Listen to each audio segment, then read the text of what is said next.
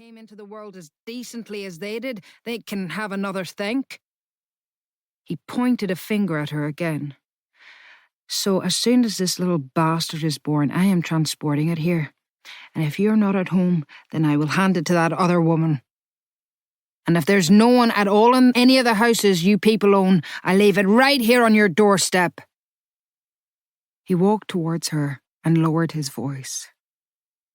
And you can tell your husband from me that if I ever see his face anywhere, I'll come after him with an iron bar that I keep handy. Now have I made myself clear? Ailish wanted to ask him what part of Ireland he was from as a way of ignoring what he had said, but he had already turned away. She tried to think of something else to say that might engage him. Have I made myself clear? He asked again as he reached his car. When she did not reply, he made as though to approach the house once more. I'll be seeing you in August, or it could be late July, and that's the last time I'll see you, Ailish. How do you know my name? She asked. That husband of yours is a great talker. That's how I know your name.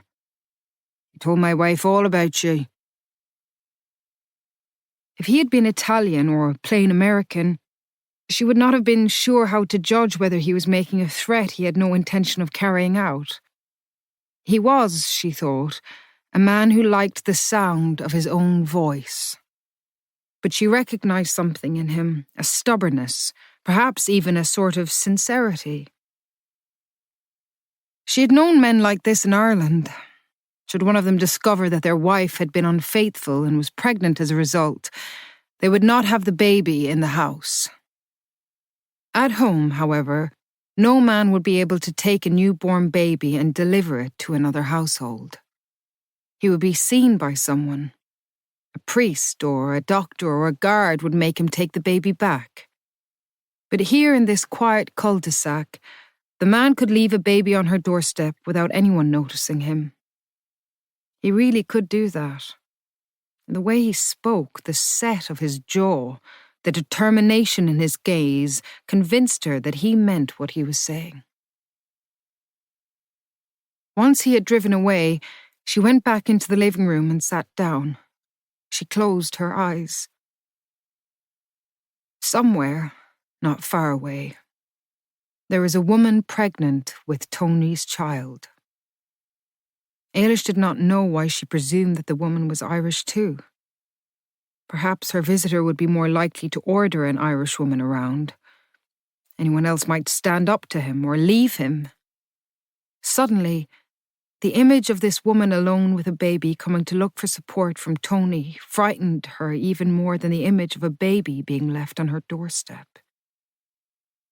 But then that second image too, when she let herself picture it in cold detail, made her feel sick. What if the baby was crying? Would she pick it up? If she did, what would she do then? As she stood up and moved to another chair, the man, so recently in front of her, real and vivid and imposing, seemed like someone she had read about or seen on television. It simply wasn't possible that the house could be perfectly quiet one moment and then have this visitor arriving in the next. If she told someone about it, then she might know how to feel, what she should do. In one flash, an image of her elder sister, Rose, dead now more than 20 years, came into her mind. All through her childhood, even in the smallest crisis, she could appeal to Rose, who would take control. She had never confided in her mother, who was, in any case, in Ireland with no telephone in her house. Her two sisters-in-law, Lena and Clara, were both from Italian families and close to each other, but not to Ailish. In the hallway, she looked at the telephone on its stand.